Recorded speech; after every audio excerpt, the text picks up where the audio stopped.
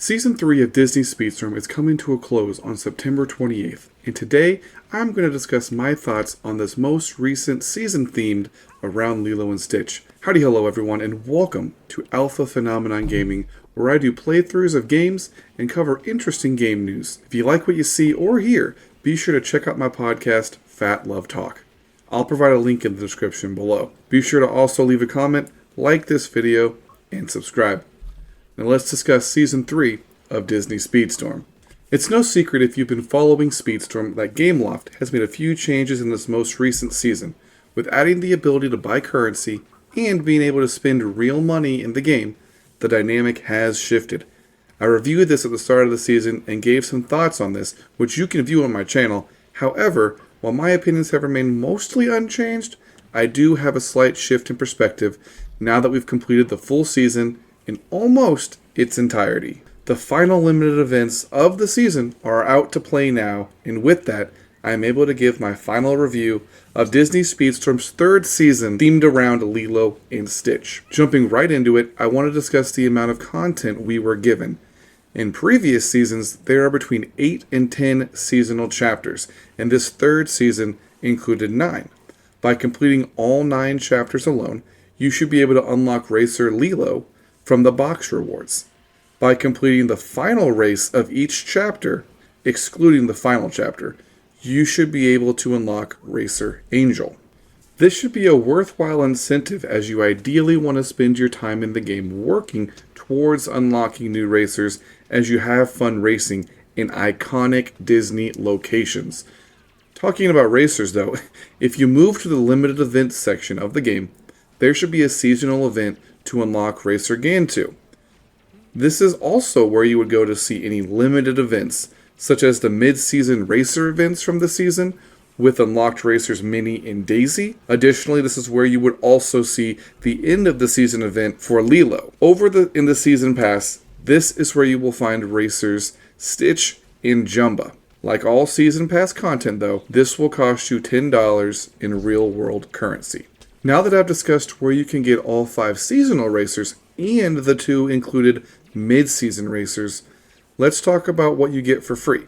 Until September 28th, the game is still in early access, which means you have to pay at least $30 to get the lowest cost edition of the game. After this season ends, the next season of the game is the official free-to-play version of the game on all platforms, which should hopefully bring a much larger audience to the game. That being said, if you go to the shop every day, you get a free item from the rotating shop, which refreshes every day, and you also get an additional free box with 3 items every day as well. The free box will include almost anything in the universal box, i.e. racer or crew member shards, whereas the free item in the shop could be anything from racer shards, in-game currency, in-game coin, multiplayer currency, or it could additionally give you items to upgrade your racers. This is helpful with getting racers you want ranked up slowly, but surely, to get their star levels increased. Currently, the max is 5 stars, but anything is possible in the future with Disney Speedstorm.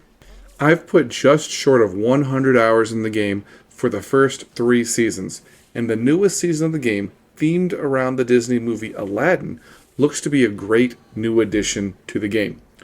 We are getting 4 new racers and additionally 4 new mid-season racers as well. But as we look back at Season 3, I think the only thing we have to worry about from Gameloft is the almost predatory currency systems in the game. I've covered in a previous video and also a YouTube short what the currency systems convert to, and I implore you to watch that after this to fully understand the game's economy. But with that being said, I think if they make the shop a little more affordable, it'll go a long way in keeping long-term racing fans from moving on to their next title. The Disney-themed racers are what appealed to me in the beginning, and when Season 2 announced Toy Story, one of my favorite childhood movies, that is what got me to fully invest in the game. I want that for others, to experience a game that brings them nostalgia and gives them an experience to play as characters from their favorite Disney and Pixar movies, but I think that only happens if the free-to-play economy of the game has changed ever so slightly. I have only spent $30 in the shop in my 3 seasons playing the game, albeit they introduced the currency system in this previous chapter, and only because it helped me get my 1-star unlocked racers to 2 stars, which is when the racers unlock their special abilities in the game. Additionally, each $5 pack of currency unlocks 1 seasonal or universal box in the game, which I feel is far too high a price. I think, however, closer to $3 is more reasonable. All this being said, I want to say that this game is a lot of fun. My 100 hours should be proof of that. Getting to race through a track as Mike Wazowski from Monsters Incorporated, or getting to be my favorite cowboy Woody. It's a lot of fun, and the soundtrack is amazing. I think this is going to be a premier racing title for Disney for many years to come, and I want to be here for all of it. In fact, I think you should be too. In closing, I just want to say that if you're on the fence, if you're not sure if this is the game for you, you can wait until it goes free to play at the end of September, and all you have to pay is time. Wait, try it out, and decide if you want to be a part of this amazing community that keeps growing. Thank you to everyone who took the time to watch this video. I appreciate the support. Leave me your comments below and let's start a dialogue. I have my next playthrough for my channel planned, and you won't have to wait too much longer for that. Till next time, thanks for watching.